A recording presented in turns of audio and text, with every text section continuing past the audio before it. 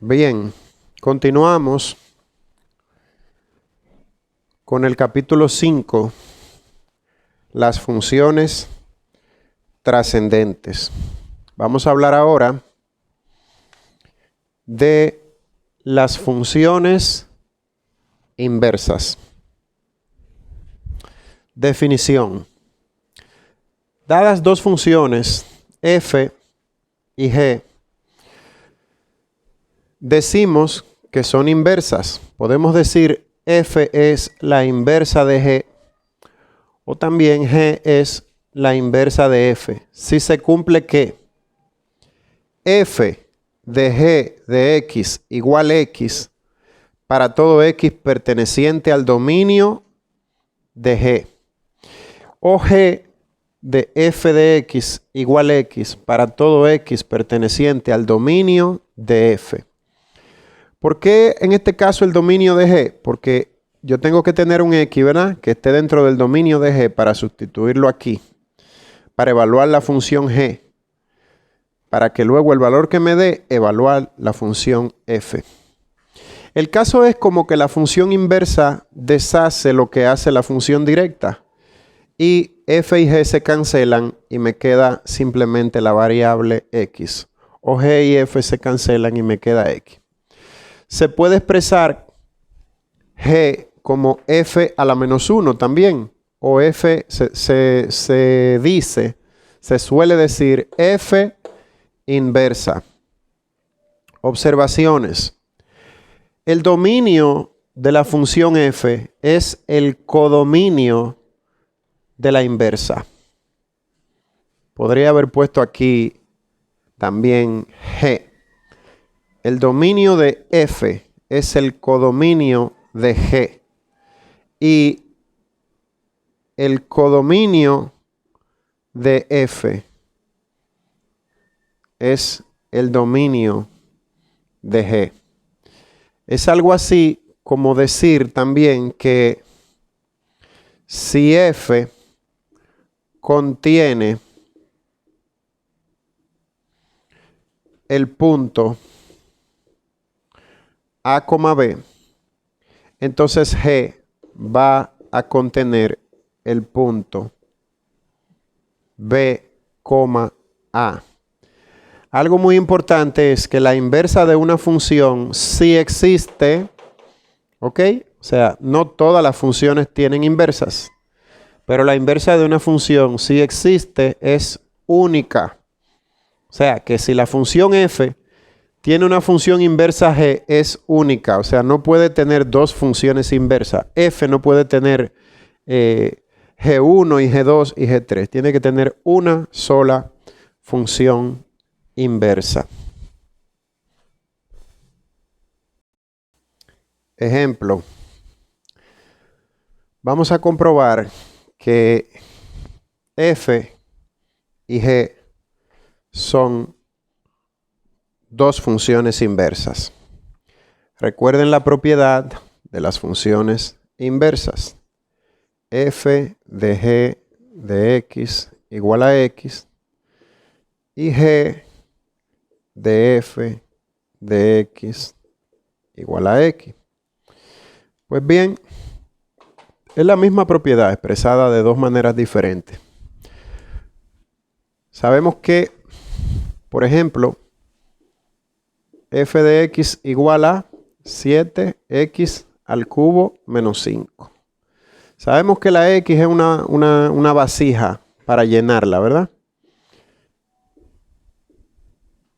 Vamos a poner esa vasija aquí un poquito más grande para llenarla. Y si en vez de poner una x aquí, lo que tengo que poner es la g de x, la g de x. Pues, ¿quién es g de x? Raíz cúbica de x más 5 sobre 7.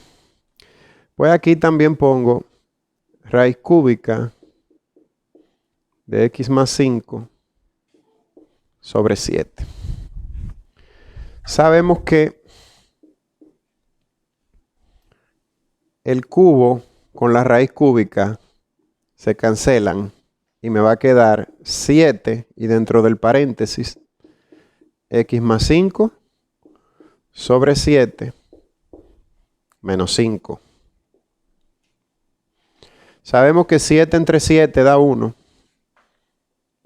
Y entonces, como 7 entre 7 da 1 y 1 por cualquier cantidad da la misma cantidad, me queda simplemente x más 5 menos 5. Y sabemos que 5 menos 5 da 0 y por lo tanto me queda x. Pero si tengo g de f de x, yo sé que lo que tengo que hacer es poner la raíz cúbica, la x más 5 sobre 7. Pero aquí, en lugar de x, ¿qué voy a poner? F de x. ¿Quién es? 7x al cubo menos 5. Pues lo mismo. Sabemos que 5 menos 5 da 0. Entonces me queda raíz cúbica de 7x al cubo sobre 7. Sabemos que 7 entre 7 da 1. Me queda entonces raíz cúbica de x al cubo igual a x. Por lo tanto, se comprueba que estas dos funciones son inversas. Propiedad reflectiva. Habíamos hecho la observación de que si una función f contiene el punto a, b, la función inversa f a la menos 1 debe contener el punto b, a. Si usted realiza la gráfica de la función, se va a dar cuenta que es como si usted tuviera un espejo aquí. Usted traza una línea a 45 grados del eje X y parte el plano en dos mitades iguales. Y si esta es mi función f, esta va a ser mi función f a la menos 1. Si usted toma como referencia esa línea, usted se va a dar cuenta que es como si esa línea fuese un espejo.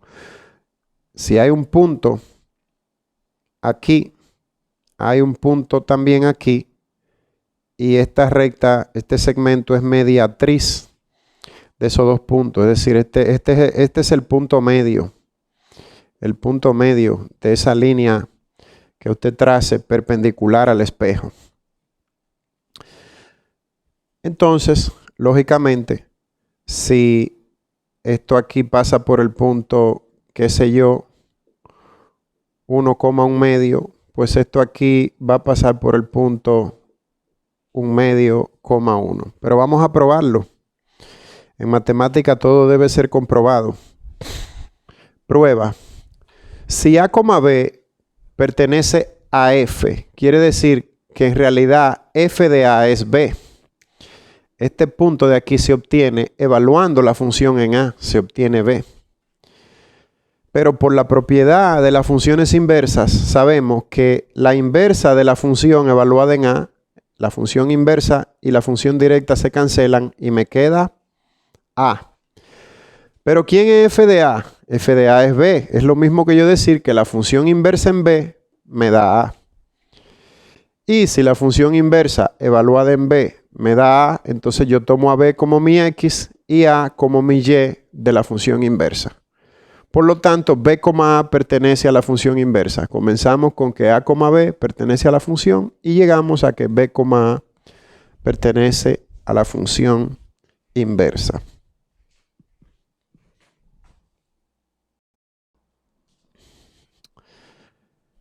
Existencia de una función inversa. Para que una función tenga inversa, una función tiene inversa si y solo si la función es 1 a 1. o función inyectiva. Si no se acuerdan lo que es eso, ya lo vamos a ver. Y una función, si es estrictamente monótona en todo su dominio, esto está mal escrito aquí, ¿verdad? Si una función es estrictamente monótona en todo su dominio, si una función es estrictamente monótona en todo su dominio, ¿qué pasa? Que esa función también es inyectiva. ¿Verdad? Y entonces, ¿qué pasa con esa función? Que si es inyectiva, tiene inversa. Entonces, o la función es inyectiva, o usted comprueba que la función es inyectiva, o usted comprueba que la función es estrictamente monótona. Usted debería de acordarse del tema de aplicaciones de la derivada, que una función es estrictamente monótona si es estrictamente creciente en todo su dominio o decreciente en todo su dominio o en un intervalo. Si no, vuelva allí al tema de aplicaciones de la derivada. Y para saber si una función es inyectiva, podemos aplicar la prueba de la línea horizontal, porque una función es inyectiva cuando uno, para un valor de y, solamente puede encontrar un valor de x. ¿Correcto? Usted traza una línea horizontal en esta función que es y igual a x al cubo. Y no importa donde usted la trace, esa línea solo va a cortar la gráfica una sola vez. ¿Por qué la va a cortar una sola vez? Porque usted está trazando una línea horizontal, lo cual quiere decir que usted está dejando el valor de y constante y va a encontrar un solo valor de x para ese valor de y. Al contrario, entonces esta función es inyectiva. También se le dice 1 a 1. Y esta función que está aquí es no inyectiva. ¿Por qué no es inyectiva? Porque usted traza una línea horizontal. Esta función es y igual al seno de x. Usted la conoce. Usted sabe que usted, por ejemplo, 90 grados, el seno de 90 grados da 1. Pero también el seno de, ¿cuánto es 360 más 90? El seno de 450 grados también da 1. Entonces, cuando usted traza esta línea horizontal aquí, corta la gráfica dos veces. Porque para el valor y igual 1, usted puede encontrar un x y otro x. Entonces, encontró dos valores de x para un solo valor de y. Ya no es inyectiva.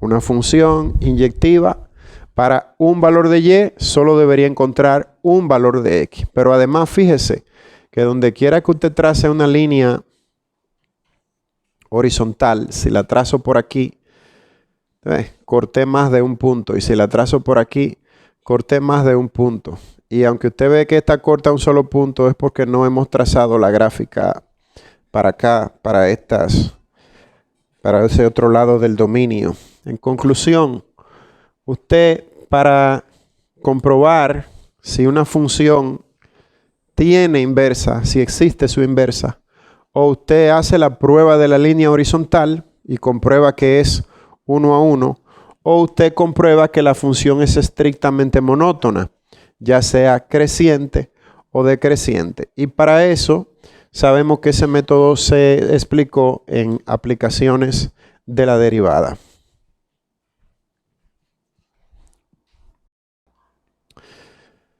¿Cómo encontramos la inversa de una función f? ¿Cómo encontramos la inversa de f? Lo primero es verificar si la función en verdad tiene o no tiene inversa. O sea, hay que verificar si la función es inyectiva. Recuerden que ya hemos dicho que si es inyectiva, pasa la prueba de la línea horizontal, tiene inversa. O verificar si en verdad la función no la tiene, porque si no la tiene, pues ya terminamos. Aquí tengo como ejemplo la misma función del primer ejemplo, donde yo comprobaba que f y g eran inversas aplicando la propiedad f de g de x igual a x. ¿Cómo yo sé si esa función es inyectiva? Bueno, para mí es más fácil demostrar que es estrictamente monótona, porque una función estrictamente monótona es inyectiva. Y una función es estrictamente monótona si su derivada es o siempre positiva o siempre negativa. Entonces, en el paso 1 lo que hago es que digo la derivada con respecto de x de la función 7x al cubo menos 5 va a ser igual a 7 por 3, 21. 21x al cuadrado. Y ustedes saben que cualquier cantidad que yo ponga aquí, positiva o negativa, me va a salir positiva. Por lo tanto, esta función, su derivada siempre es positiva, por lo tanto es creciente en todo su dominio. Para cualquier x que yo sustituya aquí, va a ser creciente para todo x perteneciente al dominio. Y una función que es estrictamente creciente es estrictamente monótona. Y si es estrictamente monótona, es inyectiva. Y si es inyectiva, tiene inversa. Concluido el paso 1 y voy al paso 2. En el paso 2 yo voy a colocar aquí la función y igual a 7x al cubo menos 5. Y si yo hago un cambio, intercambio, si yo intercambio voy a tener, en vez de yx, y en vez de x tengo a y. Ese es el paso 2. Paso 2. Y el paso 3 es que voy ahora a despejar y esa va a ser mi nueva función. Entonces saben que si yo pongo aquí x igual 7y al cubo menos 5, sumo 5 en ambos lados y tengo x más 5. Vamos a hacerlo, ¿verdad? Así en columna. X más 5 igual a 7 y al cubo. Divido entre 7 a ambos lados. X más 5 sobre 7 igual a y al cubo. Saco raíz cúbica en ambos lados.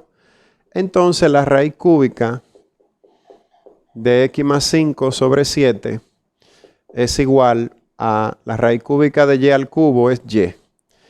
Y entonces tengo que mi g de x, mi función inversa, ¿quién es? La raíz cúbica de x más 5 sobre 7. Esta es mi función inversa. Y el paso 4, comprobar que f de g de x igual a x.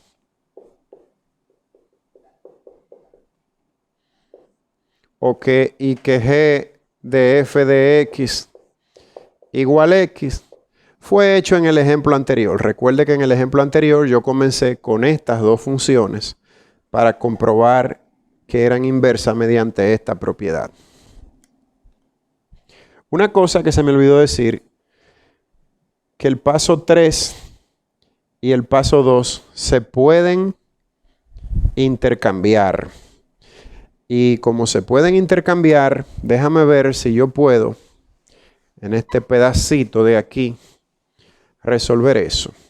Y poner aquí sencillamente que y es igual a f a la menos 1 o igual a g, mi función inversa.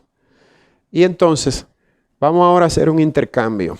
Es decir, vamos a tomar y igual a 7x al cubo menos 5. Primero vamos a despejar x. ¿Ah? Aquí yo despejo y en función de x. Aquí voy a despejar x en función de y. Ya y está despejado. Entonces digo, sumo 5 en ambos miembros. Y más 5 igual a 7x al cubo. Divido entre 7. Y más 5 sobre 7 igual a x al cubo, ¿verdad? ¿Qué estoy haciendo? El paso 3. Y ahora saco raíz cúbica en ambos miembros y tengo raíz cúbica de x más 5 sobre 7. ¿A quién es igual? A la raíz cúbica de x al cubo igual a x. ¿Y ahora qué hago? Aquí tenía una y, ¿verdad? Y. ¿Y ahora qué hago? Intercambio variables. Y si intercambio variables, digo, donde hay y, pongo x.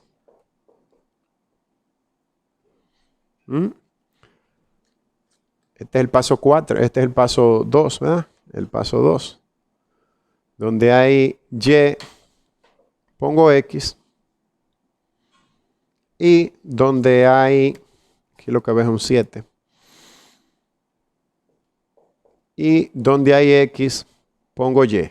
Y ven que acabo de llegar exactamente al mismo resultado. Vuelvo y repito que el paso 4 ya fue realizado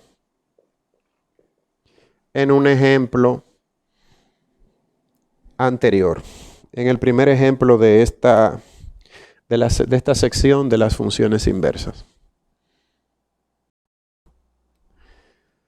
Vamos a resumir unos cuantos teoremas sobre las funciones inversas. Vamos a hablar de la derivabilidad y continuidad de las funciones inversas.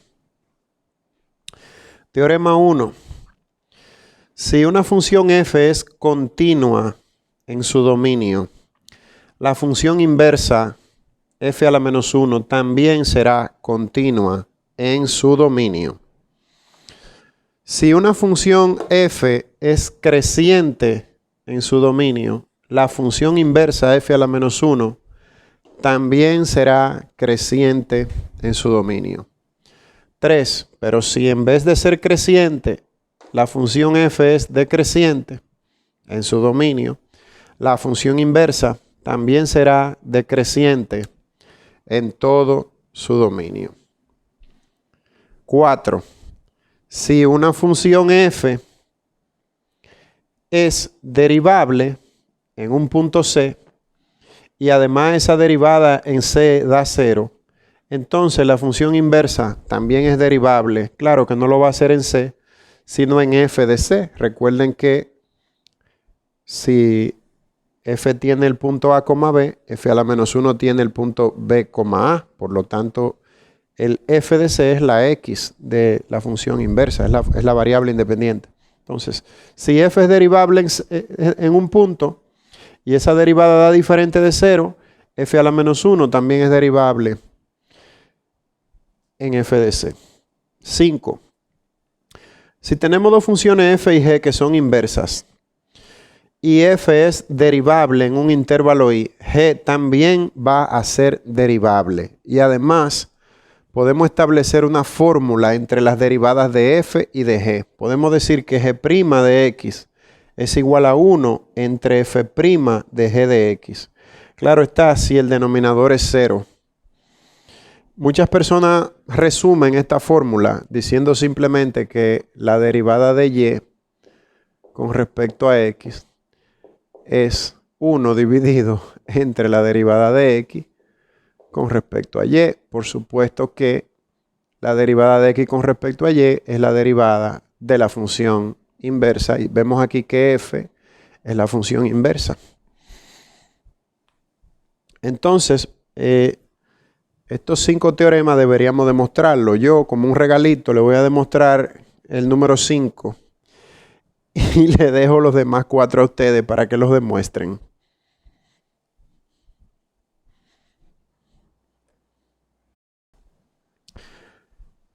El teorema 5 es muy fácil.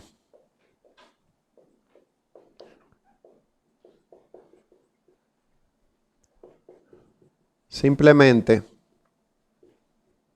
comenzamos con la propiedad de las funciones inversas.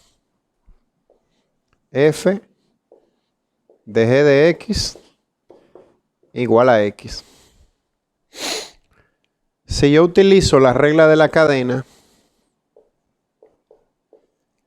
y además utilizo derivada implícita, aplico derivada en ambos miembros de la ecuación para hacer una derivada implícita. Ahora, para derivar este lado es muy fácil. La derivada de x con respecto a x da 1. Pero para derivar este lado, recuérdense que tengo que utilizar la regla de la cadena. Tengo que derivar f dejando la g ahí igualita como si fuese una x. Derivo con respecto a f. Pero por la regla de la cadena tengo que multiplicar por la derivada de la función de adentro, que es f'. Y eso es igual a la derivada del otro lado, que es 1. Y si usted ahora sencillamente despeja g' de x, usted lo que va a hacer es que va a pasar f' de x para este lado dividiendo, ¿verdad? G' de x es igual a 1 sobre f' de g de x. Es decir, este que está aquí multiplicando, lo pasé para este lado, dividiendo. Y antes hacían una cosita, se llamaba LQQD. Lo que queríamos demostrar.